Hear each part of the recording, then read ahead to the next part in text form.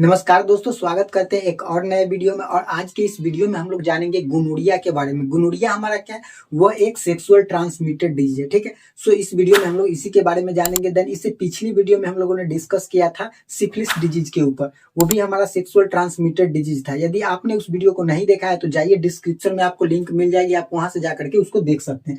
सो इस वीडियो में हम लोग स्टार्ट करेंगे गोनोरिया के बारे में। ठीक है, तो गोनोरिया क्या होता है? गोनोरिया भी एक हमारा सेक्सुअल ट्रांसमिटेड डिजीज है जो हमारा सेक्सुअली ट्रांसमिट होता है। ठीक है, एक व्यक्ति से दूसरे व्यक्ति में सेक्स करने के दौरान ये एक व्यक्ति से दूसरे व्यक्ति में ये ट्रांसमिट होता है, हमारा कौन सा? Gonorrhoea disease. और ये होता कैसे है? तो ये जो हमारा होता है वो निसेरिया गोनोरिया के कारण होता है। किसके कारण?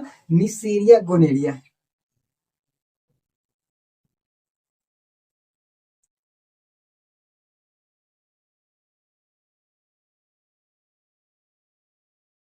निसेरिया गोनोरिया के कारण ये हमारा डिजीज होता है। कौन सा? गोनोरिया, जो है एसटीडी डिजीज यानी कि सेक्सुअल ट्रांसमिटेड डिजीज है।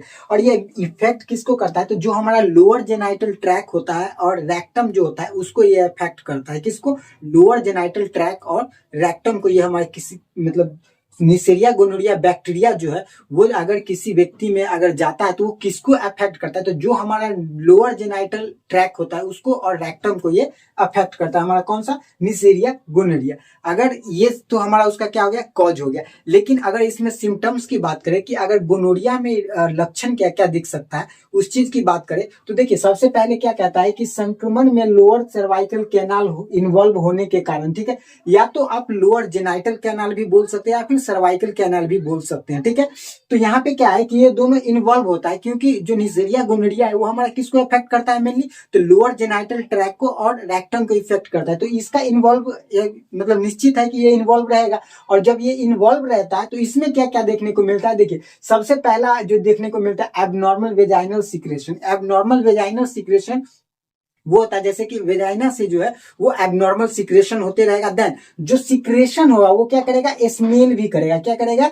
स्मेल भी करेगा। कि जो एबनॉर्मल सिक्रेशन के साथ साथ जो सिक्रीट होगा वो क्या होगा? स्मेल होगा। ठीक है, देन दूसरा क्या कहता है कि डायसूरिया। डायसूरिया हमारा क्या है? एक मेडिकल टर्म है जिसका मतलब क्या होता है कि यानी कि पेशाब करते समय क्या होगा? दर्द होगा। ठीक है, तो इस वाले गोनोरिया वाले डिजीज में ये कंडीशन आपको देखने को मिलेगा। ठीक है, या फिर यहाँ पे दर्द के साथ साथ जलन भी हो सकती है। ठीक है, देन उसके बाद क्या कहता है कि सेक्स करते समय पेन होना। यानी कि गोनोरिया में क्या होगा कि जो सेक्सुअल इंटरकोर्स करते समय यानी कि सेक्स करते समय क्या होगा?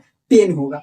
देन यहीं पे अगर हम लोग डायग्नोस की बात करें, यानी ये तो हमारा क्या है? सिम्टम्स। अगर डायग्नोस की बात करें कि इसमें डायग्नोस क्या क्या किया जा सकता है, तो सबसे पहले हम लोग क्या करेंगे? History collection. उसका हिस्ट्री लेंगे कि पहले से था या नहीं था, फिर ये कहाँ से आया, इसके बारे में हम उससे हिस्ट्री कलेक्ट करेंगे। देन उसका फिजिकल एग्जामिनेशन करेंगे, हेड टू टो उसका एग्जामिनेशन करेंगे।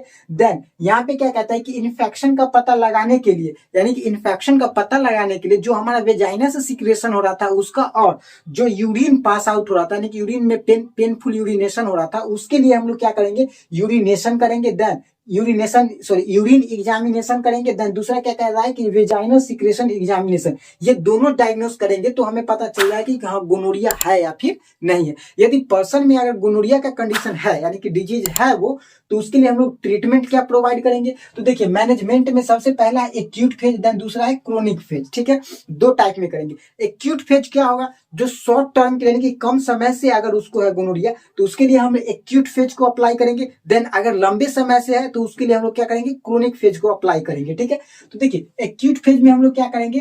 तो ये पहला जो मेडिसिन आता है वो हमारा क्या कहता है? सेफ्ट्राइएक्सोन। क्या बोलते हैं? सेफ्ट्राइएक्सोन या फिर सेप्टेरियाजोन बोलते हैं इसको। ठीक है, तो ये हमारा क्या आता है? इंजेक्शन फॉर्म में आता है। क्या आता है? इंजेक्शन फॉर्म में।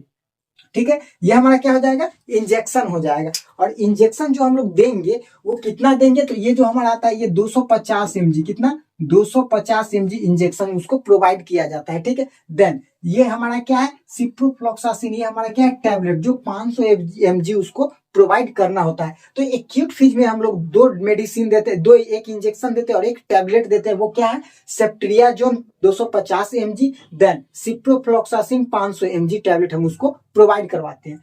देन क्रोनिक फेज में अगर लंबे समय से है तो उसके लिए हम लोग क्या करेंगे? तो देखिए यहाँ पे क्या कहता है कि सेफ्ट्राइएक्सोन 200 mg।